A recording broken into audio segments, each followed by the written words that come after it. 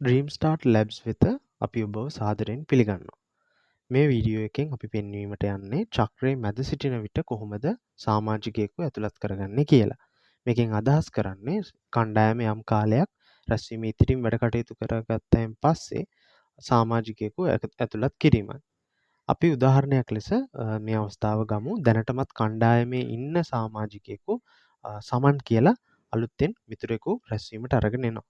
එතකොට ඕගොල්ලෝ කරන්නේ මොකක්ද කියන එක තමයි අපි බලන්න යන්නේ. මුලින්ම පැමිණීමේ තිරයට යන්න ඕනේ රැස්වීමේ. ඒ සඳහා රැස්වීමක් ආරම්භ කරලා තියෙන්න ඕනේ.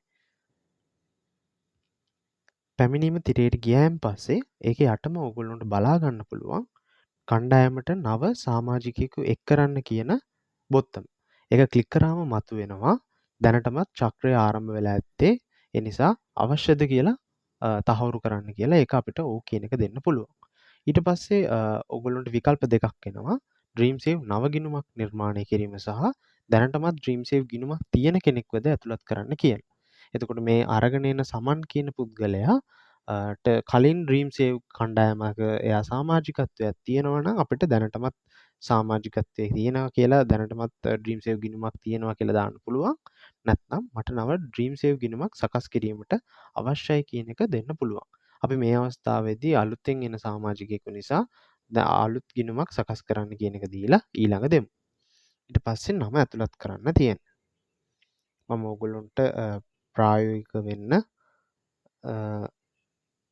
දත්ත ටිකක් මේකේ දාන්නම්. ද්විතීක කියලා දාමු. පන්දිනයක් අපි මෙහෙම දාමු. ඡායාරූපයේ එවෙලෙම දාන්න ඕන නම් ඔව් කියලා දෙන්න. නැත්නම් දැනට එපා නම් පසුව ඇඩ් කරන්න පුළුවන්. එතකොට පසුව දෙන එක දෙන්න. පවුලේ තොරතුරු සංඛ්‍යාව ඇතුළත් කරන්න. යැපෙන්නන් සංඛ්‍යාව ඊට අනුරූපව ඇතුළත් කරන්න. විස්තර ටික අහලා. දුරකථන අංකය ඊට පස්සේ මම මෙතන දැනට දාන්නම් නම්බර් එකක්. එතකොට අංක 10කින් ශ්‍රී ලංකාවේ තියෙන නම්බර්ස් මෙතන 9යි තියෙන්නේ මොකද බිංදුව නැති නිසා. මේ අංකයට ටික් මේ කියන ඔප්ෂන් එකට ටික් එක තියෙන්න ඕනේ. එතකොට තමයි මේ නම්බර් එකට එයා වෙන්නේ. විද්‍යුත් ලිපිනයක් තියෙනවා නම් අපිට දාන්න පුළුවන්. නැත්නම් අත්‍යවශ්‍ය නැහැ. ජාතික හැඳුනුම්පත් අංකයත් අත්‍යවශ්‍ය නැහැ. ඔයගොල්ලන්ට කැමති නම් දාන්න පුළුවන්. ඥාතිත්වය ඔයගොල්ලන්ට ළඟම ඥාතිත්වයත් මම දාන්නම්.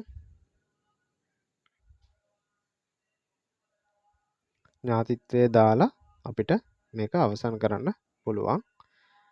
ඒ ඥාතිගේ අංකය ඒ විදිහට ඔයාලට දාන්න පුළුවන්. ඥාතිත්වයත් ඔයගොල්ලන්ට ඒ විදිහට සිලෙක්ට් කරන්න පුළුවන්. ඊට පස්සේ මුරකේතය දාන්න තියෙන්නේ. මුරකේතයත් ඔයගොල්ලන්ට එයාට පෙන්නලා අවශ්‍ය විදිහට දාන්න සකස් කරලා දෙන්න. ඊට පස්සේ මුරකේතය සංගවන්න කියන එක එයාට පෙන්වන්න මේක අපි සංගවනවා අපි මේක බලන්නේ නැහැ කියන එක දෙන්න. ඊට පස්සේ ඊළඟ දුන්නායින් පස්සේ Dream Save භාවිතා කිරීම සම්බන්ධ කොන්දේසිය තියෙනවා. ඒකට හරි ලකුණු දීලා මගේ පැතිකඩ නිර්මාණය කරන්න කියන එක දෙන්න. ඊට පස්සේ මගේ තරම ලබා ගන්න. ඊට පස්සේ අවසන් කියන එක දෙන්න පුළුවන්. ආරම්භක ආයෝජනය ඕක කියලා දාන්න. ඊට පස්සේ ඇතුළත් කරන සංඛ්‍යාවට අනුරූපව මුදල පෙන්වනවාද කියලා බලන්න. ඊට පස්සේ ඉලක්කය තෝරන එක අපි එයාට අනුරූප ඉලක්කයක් දානවා. දැන් අපිට බලා ගන්න පුළුවන් සමන්ගේ ගිණුම හදලා තියෙනවා. විකල්පයක් ලෙස මේක සැකසුම් තුලද අපිට කරන්න පුළුවන්. අනිවාර්යෙන් අවසන් දෙන්න ඕනේ හැම පියවරක්ම කරයින් පස්සේ. අපිට මේක සැකසුම් තුලද බලා ගන්න පුළුවන්. සමාජික පැතිකඩ ක්ලික් කරාම ඕගොල්ලොන්ට පුළුවන් අවසානයේ තියෙනවා නව සමාජිකයෙකු එකතු කරන්න කියන එක ගැන.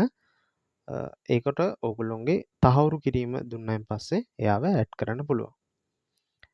ඔගොල්ලෝ මතක තියාගන්න ඕනේ කණ්ඩායමක් ලියාපදිංචි වුණායින් පස්සේ නව සමාජිකයන් එකතු කරන්න පුළුවන් වෙන්නේ රැස්වීමකදී පමණයි. ඔගොල්ලොන්ට මේ වීඩියෝ එක රැඳී සිටියාට ඔගොල්ලොන්ට ස්තුතියි. එහෙනම් හැමෝටම සුබ දවසක්.